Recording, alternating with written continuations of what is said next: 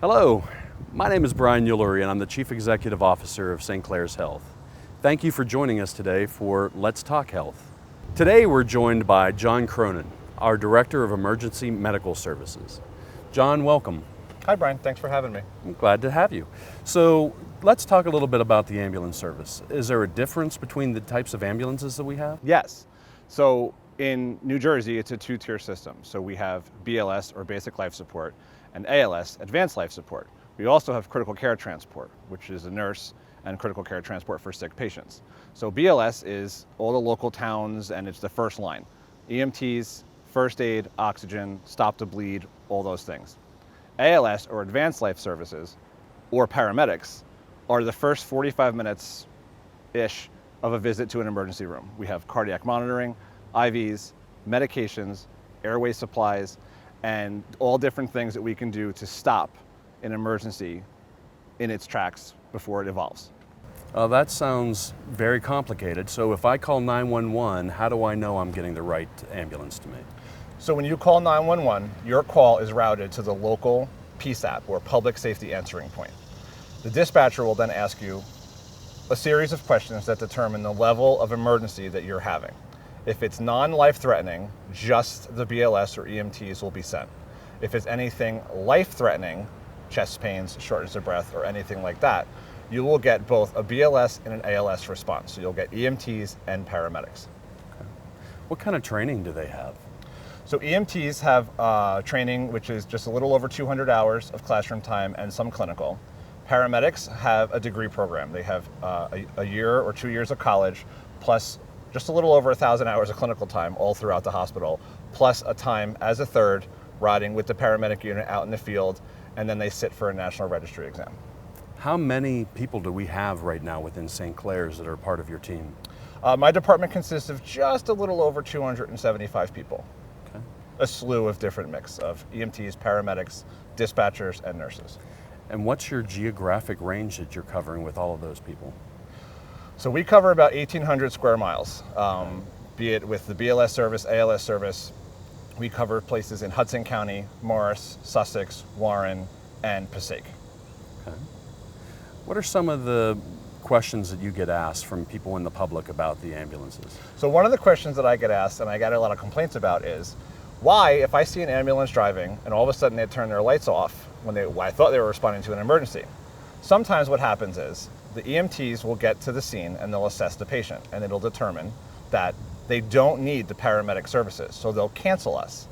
So that's why you'll see the lights shut off sometimes. Or we do live tracking of all the units. So all the trucks are AVL tracked, so we know exactly where they are at any given time.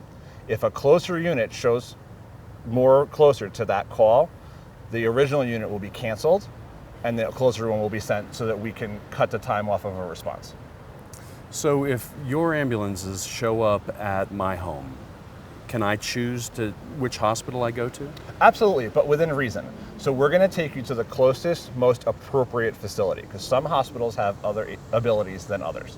So St. Clare's, for example, is not a trauma center. There's a local trauma center that we always utilize for trauma, significant trauma. St. Clare's also is a cath lab center, so STEMIs and other heart problems can come here. But essentially, yes, you have a say in where you go. Okay.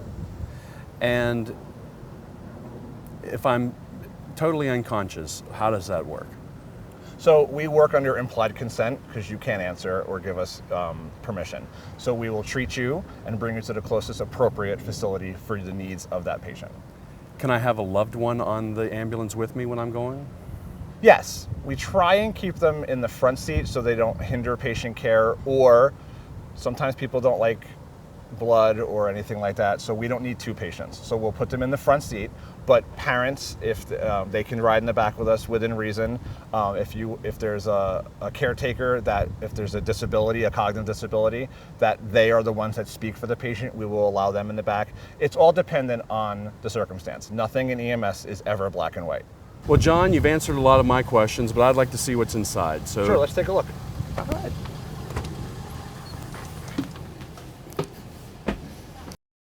All right, well, now that we're in the ambulance, John, why don't you just give me a brief overview of what you find inside of one? Sure. So this is an ALS ambulance right now, so the paramedics or nurses can come in here, but everybody has the same bones. So they all have BLS supplies. So the BLS ambulances will start with just the BLS supplies, and then we add on to it. So this here is our med bag. This has everything we could possibly need for medication administration, IVs, airway treatments, and glucose monitoring, and things like that. This here is the cardiac monitor. This goes on every single patient, and what this can do now is transmit live a 12 lead to the ER physician, who then in conjunction can speak with the cardiologist if the person is having a cardiac event, and activate the cath lab from out in the field anywhere across our vast area. And the crews can get here so that the patient is met by the cath lab staff, and then they are door to balloon time in the perfect amount of time. You know, John, a lot of people may not know that St. Clare's has a fairly robust heart program. Absolutely.